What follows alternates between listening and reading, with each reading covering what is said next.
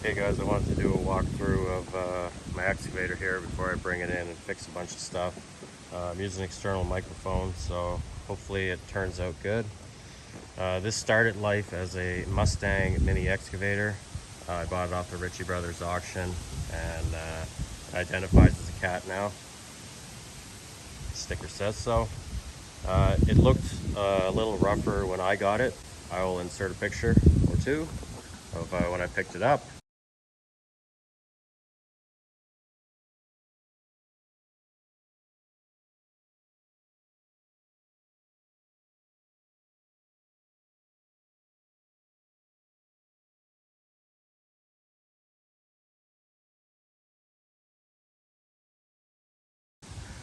It is made by Neuson.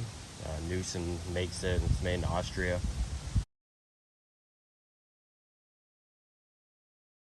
It is a 2000 model.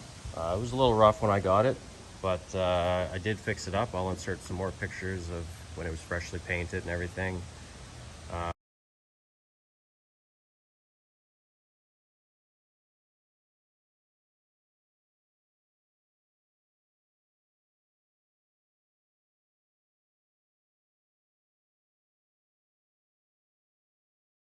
But I've put roughly 59 hours on it since then, as you can tell from the look of it. It's a pretty decent machine. When I got it, I had to do a bunch of maintenance. This cylinder right here had to get a new rod put in, had to do the seals. That had to get the seals done. Me and my dad did the seals in this cylinder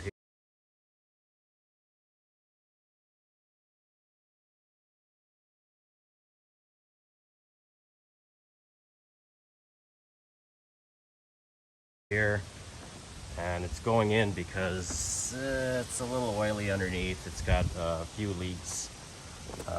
This cylinder here, the grease nipples are broken off it, and now they're all filled with filings. That pin down there doesn't even have anything holding it in. It's just mushroomed out, so we're gonna cut all that off, fix it.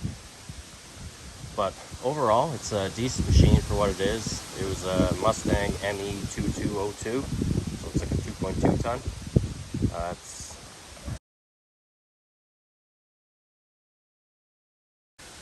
At some point it was in Florida. How, I don't know, but it was. So I when did it up, you know, we put the little shift knobs on it. It's, you know, it was a Mustang, right? Got the Mustang emblem on it. Put a bunch of new hoses, this hose, those hoses up there, and all those out there. I'd imagine there's a few more that need to be replaced, as it's a little leaky. You know, new floor mat, new seat, all that stuff, painted, new interior lights, new off-road lights up top. It's got a plexi front windshield. The doors are glass, but all the other windows are plexi, as they were broken when I got it. It's got a 3-cylinder Yanmar, 3TNE72, I believe is the engine. 3TNE74 code. Yeah, it works pretty decent. I think there's a few leaks in there, but you know, made the battery bracket bigger to put an actual car battery in it. You know, new belts, oil filters, fuel filters, hydraulic filters, complete hydraulic change, all that good stuff, right, that you do when you buy used equipment. The side window, the back windows are plexi. Those are glass. It does have the one where it extends the tracks out, but as you can see from underneath. But I leave them extended out because the thing's narrow as it is, and it's almost too tippy. But that cylinder right there, as you can tell, it's leaking. It kind of tips the cap, so I know it's passing. There's a few loose fittings there, as you can see. This final drive was replaced because it was really bad. I have it as a spare in the sea can if something ever happens. This one here is leaking, so what I think I'm going to do is probably take it apart when we bring it in and see if I can fix it somehow. If not, I'll just pack it full of grease and run it, and then when it breaks, I'll run the other one, and then I'll worry about it after that. There's a bunch of hoses in there. The hose coverings. They look like they're leaking. And these final drives, if anyone has one, they should take these plates off and definitely clean in behind them. I'll insert a picture of what they look like when I clean them and when I got it.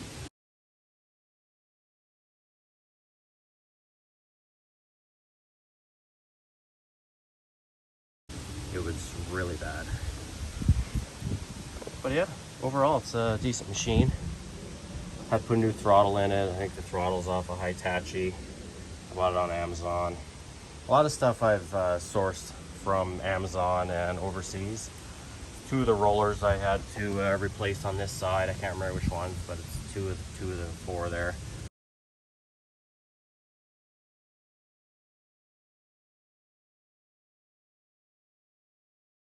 I bought them in Europe, in England. Same with the final drive. It came from England because it's a European machine, which they seem to be really common in Europe and not so common in North America. I did make a thumb for it, which I mounted off there, as seen in another video. I don't have it on at the moment.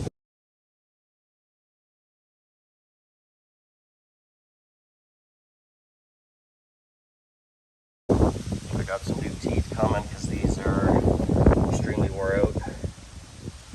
So I'll have that for next year. But overall, it's I like it. It's a good machine. It's doing me well. And there will be more to come on this, as there is quite a few leaks, and that's why it's going back to the garage now to get work done in the fall and the winter here. And I'll definitely film some more as I go. And this cylinder here, seal's got to get done for that side shift, because it definitely passes and pushes the whole boom to the side. But yeah, it wasn't perfect. There was some rust underneath this this piece right here. There was some rust. I put a plate underneath. I welded the plate in. There was quite a bit of work. I wish I would have filmed it along the way, but I never started making videos till after I finished working on it. It would have been a lot of knowledgeable material. But I will film more. I found an easy way to take the tracks off, because I've seen many videos where people use the bucket and use pry bars and everything to try to take the tracks off. But I found an easier way, and I think people would be interested in seeing that, as well as it's a smaller machine. I get it. Some machines are bigger. Those tracks are really heavy.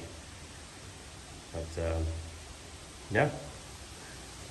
I'll film more videos as the progress continues on it. But it did do all the work out here. The ditches, the land leveling, the septic field. Everything that's cleared here has been scooped up by this excavator and moved. And then obviously by my Coyote at the same time. So it did put in its fair share of work. So keep you guys updated on the progress. I'm gonna go wash it here now, tip the cab, get everything all cleaned up, then we're gonna start working on it.